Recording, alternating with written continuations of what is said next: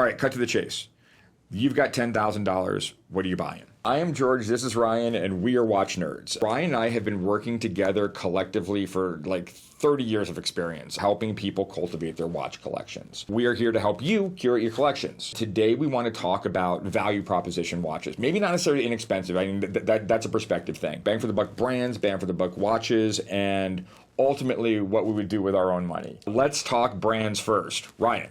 Cartier. Cartier. So right off the bat, Yep. one of my favorite brands in the store. Cartier Santos is actually one of my favorite watches. Fabulous watch. Yeah, it is. I mean, it basically hugs your wrist. I mean, the way they design that case and the bracelet. You actually get a bracelet and a strap with that. Yeah, two looks. Yeah, it's a double barrel, in-house movement.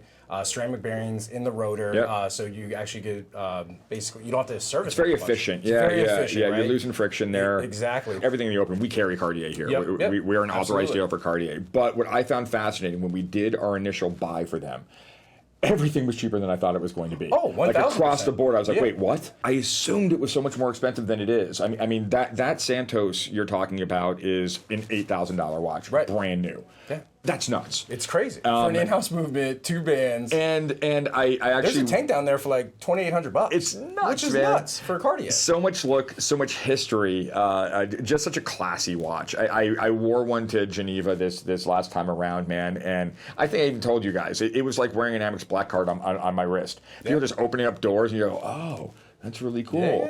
Yeah. And I do think that where a lot of brands suffer for doing something other than watches, Cartier is the one that gets the pass. 1,000%. What else? Tudor. Yeah. I mean, Tudor, it's one of our favorites. Both George and I actually own a Tudor, the exact same Tudor. The old smiling copied me, dial. but that's okay. That's okay. You just got it first. Yeah, exactly. But I mean, talk about value, right? Yeah. I mean, you got Rolex's little brother. They're basically made in the same factory, back to back to each other, right? Yeah. They go out to the same service center. Great dive watches, great dress watches, sub $5,000. It's nuts. I mean, it's nuts. I mean, well, and I've always thought of them as like where Rolex gets to do stuff they could never do with the home brand. bronze cases. Bronze cases, ceramic cases. Yeah, dude, so silver cool. cases. Well, and I mean, they, so cool. And I love the fact that overall they've still kept the aluminum bezels. Yeah. Now I know Pelagos, blah blah blah. Right. But like we both have the first edition of the Black Bay, that release piece that they just put out when they first re-released into the U.S. market. Yep. The ETA-based movement, smiling dial, so much character on that watch. It is just a love letter to what they've been doing for the past years, decade. Yeah. Did you see that silver one that we almost bought the other day?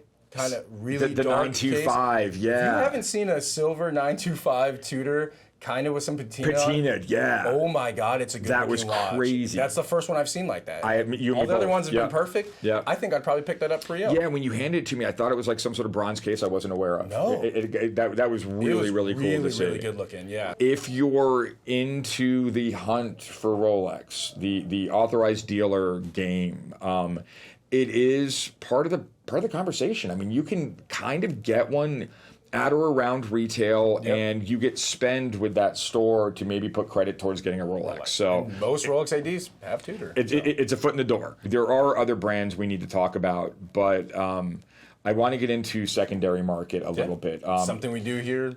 Full disclosure, not only do we do secondary market, we're really good at it. We do a buy, sell, and trade here at Oliver Smith that is incredibly important to helping you get your watch collection.